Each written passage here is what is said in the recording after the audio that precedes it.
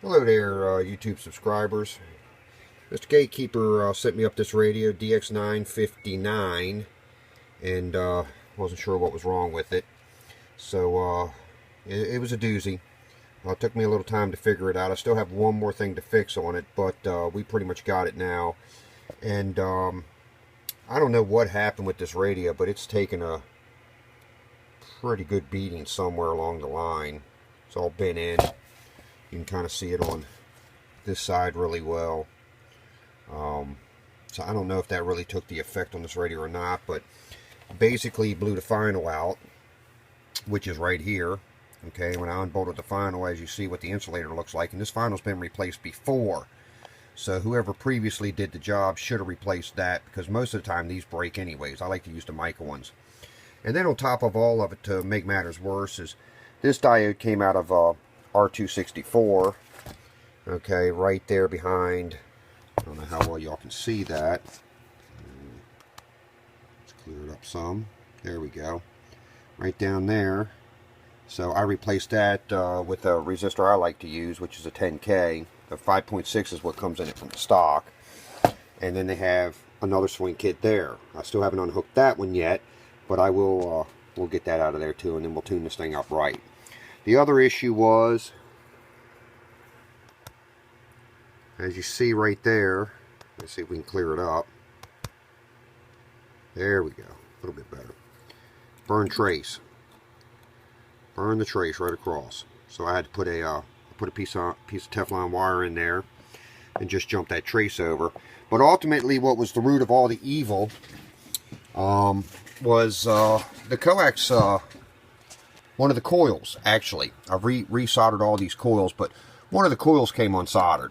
Okay, and when that happened, basically there was nothing getting to the coax end, and it ultimately blew up the final. And then see, the problem with MOSFETs, and I tell people this all the time, I mean, yes, I like MOSFETs, they make a lot of power, but when it's time for them to go, this is the kind of stuff they do. They'll back up into the radio, and this is a pure sign. And luckily it stopped here, because I've seen them take out the whole regulator section, which is over here.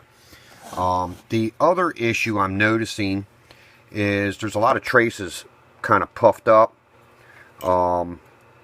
If you can see that around there, it's a little puffy looking. I noticed another one.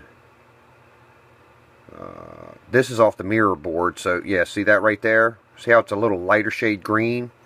That tells you the trace is lifted. And that could be from whatever smacked it in the ass end.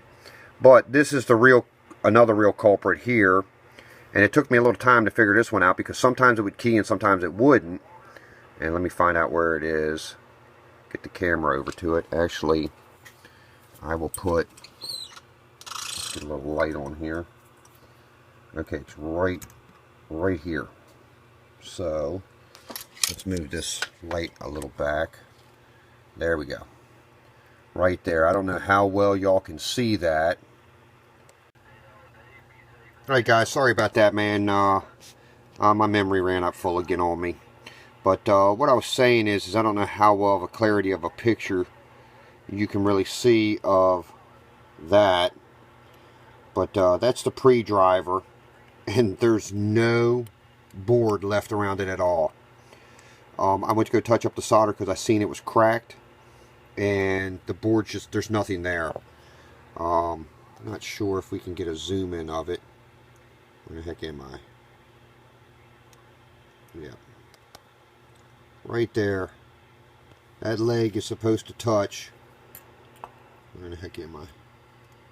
It's supposed to be touching the other junction. Right there. That is missing all the way to there. So that's another problem I found in the radio. And I'm not sure if that took it from the from it being bent. Maybe something got hit on it or jarred. I don't know. But that's what it is. I'll be back with a tune-up report on this here in a minute. We're going to pull out this diode. You can't do double swing kits in these things, man. I still didn't see if the limiter was still... It looks like it's still there. So TR32, that's a good deal. So I'm going to go through the radio now that I've got it worked. Well, once I fix that one solder trace, it should be working after that. So you wanted to know what it was, and there you go. And that's what MOSFETs will do when they fail. We'll be back with the tune-up. Hey guys, back with the radio. Got it all buttoned up. Everything's back on. It's got a channel mod kit here. Clarifier's unlocked. I've seen. I went through, did alignment on it. Everything looks good on the radio itself. So let's get on with the show, man. Normal place where I usually set them. Warm up. It'll drop right in. Good old scope. Looking really, really good, man.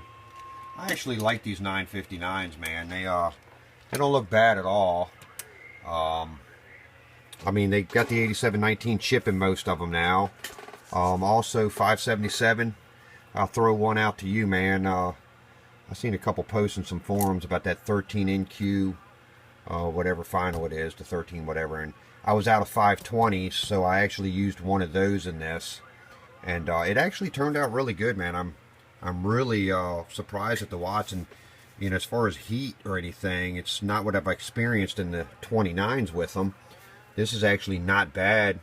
I set the gate voltage down, what, at 3.5. So, and that was another thing. I think that's the reason why it might have blown that up. Was when I checked the gate voltages initially, the driver was like at freaking 4.7, and the final was at like 5 point something. Way too high for these radios. So that was death waiting to happen too. You cannot play with these biasings on these MOSFETs and these radios. I mean, fortunately for him, he only burned up the trace in here, but I've seen it do a lot worse in a lot of these other export radios. Well, let's get on with the show here, fellas. We got the 50 watt bird slug in here, and let's see, we'll roll this I don't know, what is that, I'm trying to see, 2 watt, a little over 2 watt. So, and I really like these radios, man. They do some screaming. Oh, yeah. So a little over 13, man. And that's not bad. And I've got his top side dead key set up. I'm sorry. Let's see. There we go. A little over 5. Oh, yeah. So you see it'll do 16. But the problem is you don't want to run it there because the modulation's just going to cut back. So, let's see. 3 is good. Oh, yeah. So it's probably, depending on if he's running an amp or not, you know, is where he's going to want to run that at. Oh, yeah. So, I mean, this thing's really kicking. So that 13 is really doing a good job, because the 520 is usually, the best I've seen out of those is about 12 bird. And the peak actually is a lot better than mine. I've got a 959, so. Oh, yeah. I mean, that's 30 RMS peak. So that's really good. And then bird peak, I didn't even check it, so let's see what this thing is. Oh, yeah. 45. So this thing is like an old style, I mean, it's like an old style export radio, man. I mean, it's pumping the watts, man, like an old 44 would. So you should be really happy with this GateKeeper, man. It turned out real good. Hope y'all enjoy, man. If there's something that you have that you'd like to have done, we do repairs, mods, all that good stuff. Give us a shout. We'll help you out. Stickman at the No Name Amp CB shop, and we're gone.